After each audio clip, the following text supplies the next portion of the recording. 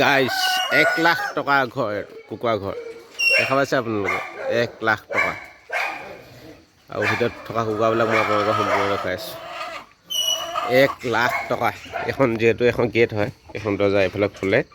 আৰু চাওক কুকুৰা বেছি নাই বাৰু দেখাই আছোঁ ইয়াত খাদ্য দিয়ে 1,00,000 টকা কুকুৰা ঘৰ আপোনালোকক মই দেখাইছোঁ চাওক 1,00,000 টকা ইয়াত এই কুকুৰাটো হয়তো অসমৰ মানুহবিলাকে ক'লা কুকুৰা বুলি কয় বা কিবা কেনেকৈ বুলি কয় নাজানো কিন্তু মোক ক'লা কুকুৰা বুলি কয় চাগে কিন্তু ইয়াত সিহঁতৰ কেৰেলা ভাষাত কয়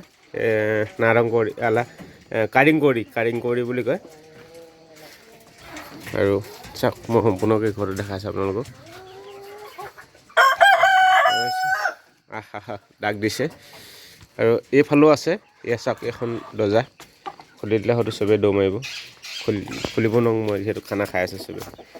হৈছে মানে খাদ্য খাই আছে আৰু কাৰিংকৰি এইবিলাক কাৰিংকৰি কুকুৰাবিলাক কেনেকুৱা দেখাই পাইছে আপোনালোকে কমেণ্টত জনাব চব দেখাই আছোঁ মই আৰু বেছি কুকুৰা আছে অলপ বাহিৰত কালি ধৰিব নোৱাৰা দুখত হেৰি হ'ল এইটো বেছি নহয় এইটো 20,000 মান টকা